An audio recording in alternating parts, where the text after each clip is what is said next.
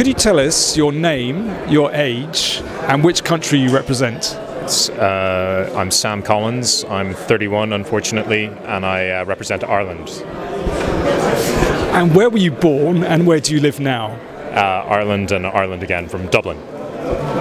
Yeah, but you've kind of travelled a fair bit. I thought you were living abroad somewhere. Yeah, I am. I lived in London for 3 years and in Tokyo for 1 year. So that was the travel component. I'm probably the only guy to have won the Irish and the Japanese chess championships.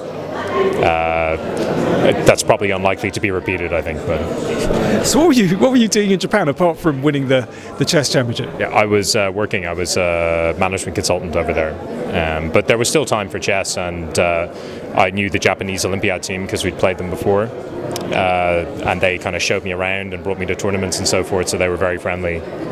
And did you learn shogi or Go while you were there? I mean, those are the national board games of Japan, aren't they? Yeah, I actually knew Go from before. I'd been taught it, and I thought I was okay.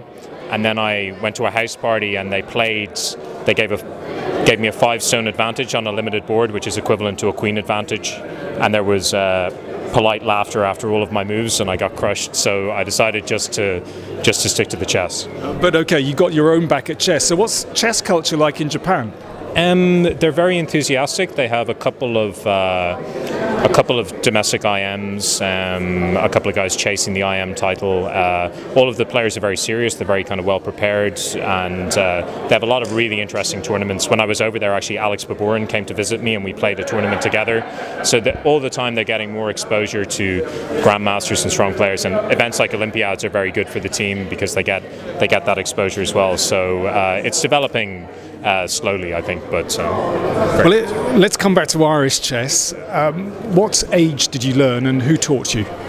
I think I learned at about 10 or 11. My father taught me, and there was a financial incentive, which was if I beat him, I would get £5 kind of Irish pounds, for every game that I won. So that wager lasted about 2 to 3 weeks before it was taken off the table. So that was probably my accelerated early development, was motivated by that. And what about tournaments in Ireland? Is there a lot going on? What's chess culture like particularly when you were growing up, but now as well? Yeah, there aren't so many FIDE rated events, but it has a very strong weekend tournament culture. So we have the strongest weekenders in the world. I think Kilkenny, Bunratty. You've certainly played, I think, on at least one occasion. But yourself, Mickey Adams, Nigel Short, Gawain Jones, just to mention the English Super GMs, Peter Svidler, Ivan Cheparinov, they all come over. So they just run over the course of a weekend. They're incredibly strong. They're incredibly good fun, and yeah, people should definitely check them out. Well, you're right. I have played in Kilkenny and Bunratty and elsewhere. I have to say, I had an absolutely fantastic time.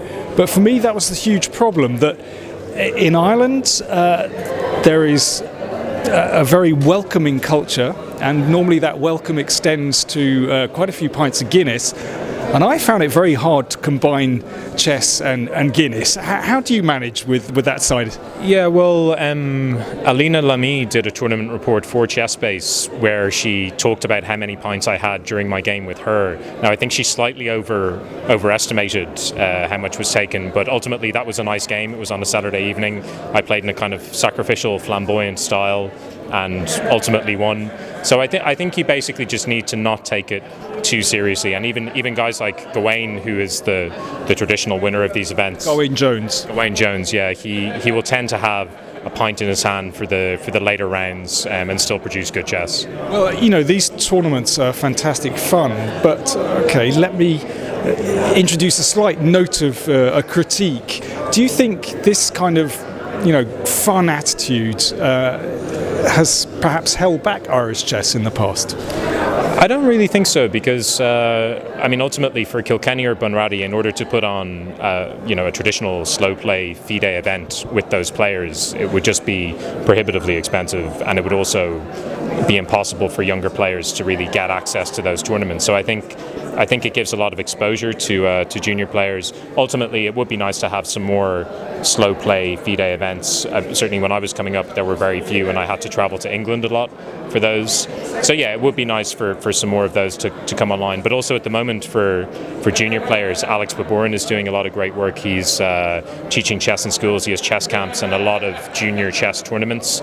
So we have a lot of very promising junior players coming up, and certainly I think that those guys are exposed to a lot of chess all year round, kind of with the weekend tournaments as a nice bonus at the end. So no, at the moment I think it's in a very healthy place. I mean, you're an international master, and I think you've got a couple of Grandmaster norms, is that correct? Yeah, that's right, yeah, 2 GM norms. Would you ever consider being a chess professional? Would that be possible in Ireland? It would be possible. I mean, certainly Alex Baburin is a chess professional in Ireland.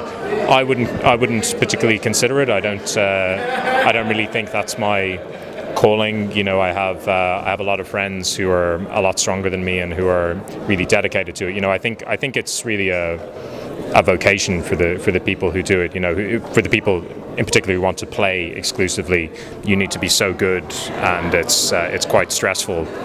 So no, it's not something which I've seriously considered. And what is your profession actually? I'm a lawyer. I'm a barrister. Do you find that chess has helped you with your career? It probably has in some respects, yeah. I mean, certainly I think in terms of being able to think clearly, logically, make plans and so forth, it's you know, learning it at a young age is very helpful for your general development and school achievements. You know, I kind of agree with Kramnik on this one, that you know, learning chess up to a certain level is universally beneficial, like maybe 12 or 1300. Thereafter, you know, I'm not sure if knowing opening theory is useful for my day job. As a lawyer, what did you make of the FIDE presidential election that took place yesterday? Well, as a lawyer, I'm very careful about what comments I make in public in relation to any events. I think the election was certainly I wasn't expecting it to be as decisive as it was. I know that Kasparov got more votes than Karpov previously, but I think that because there were more countries, maybe he got a lower percentage of the vote, and it was a very decisive result.